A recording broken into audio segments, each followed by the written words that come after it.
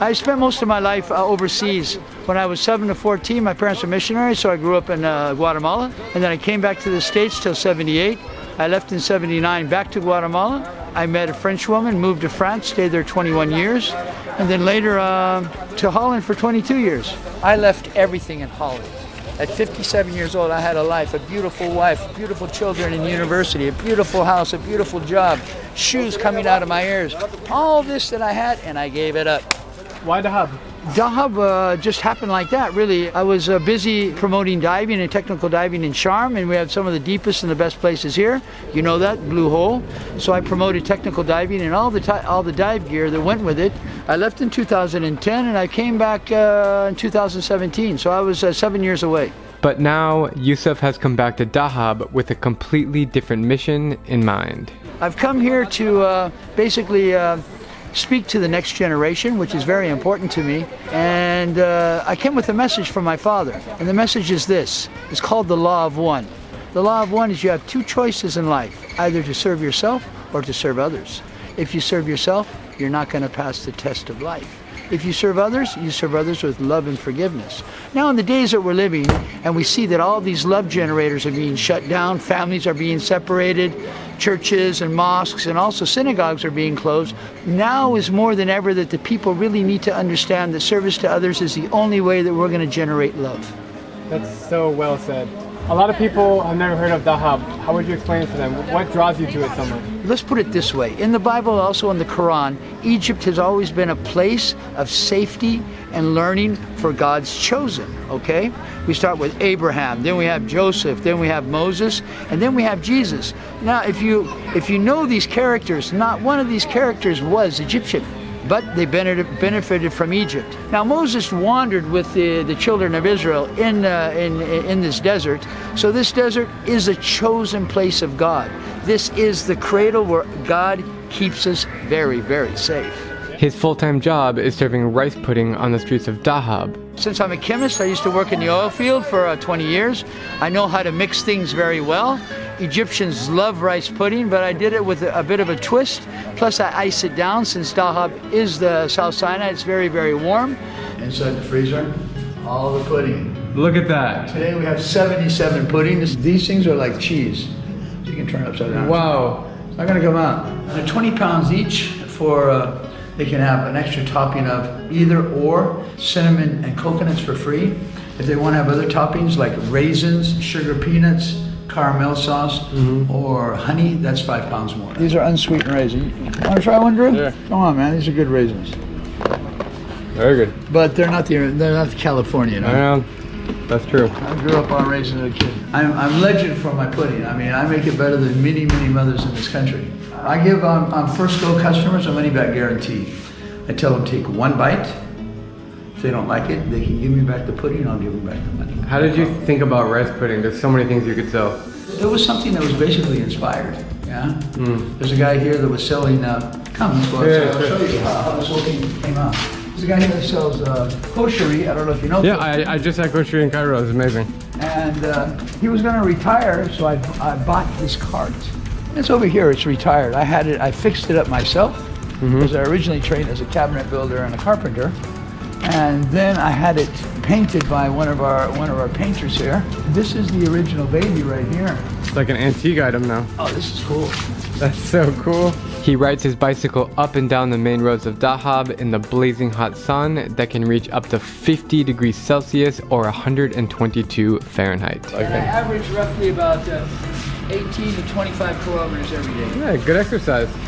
Sure is. And then as I'm riding, I say, Rose de Blaven, Rose de Blaven, Rose de Blaven metallic, rice pudding, come and get it, folks, rice pudding. All right. Do you like his rice pudding?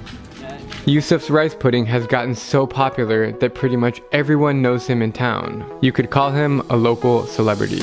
Well, it's beautiful because we're all a family and we all love each other and we take care of each other. And we have to be comfortable with each other so that we can be aware of their needs. Everything okay? Yes, alhamdulillah. Alhamdulillah? Can I do anything to help you? No? No?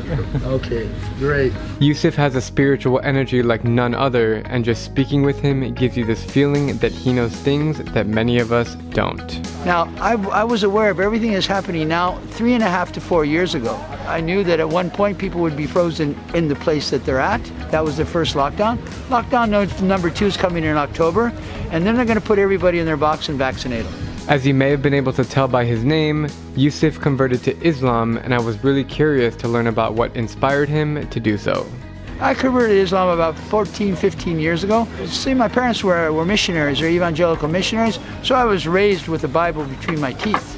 But when I fell in love with Islam, I know the Quran better than many imams because I read it and I studied it very, very deeply. What was the first moment where you said, I really like this religion?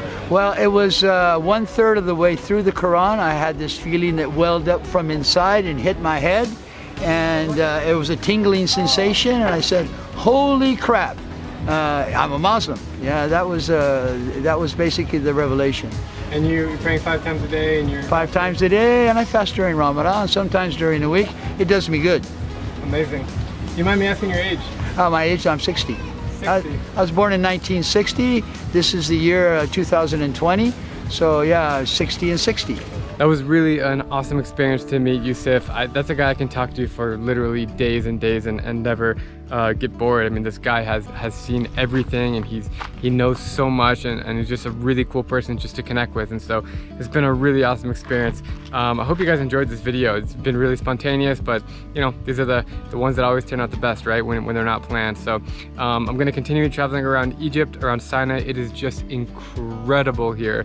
I can't even tell you guys. I hope you've been enjoying these stories.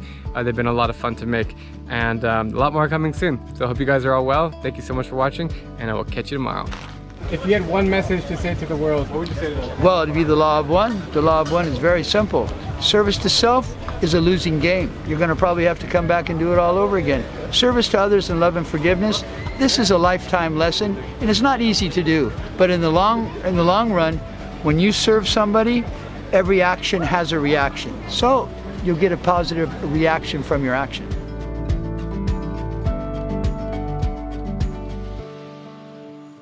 What are some crazy things that you've done in your life? I had a pretty crazy life, especially working in the oil field. I think in my life, some of the craziest things I've had is I've had guns pulled out on me and people wanting to kill me. Which country?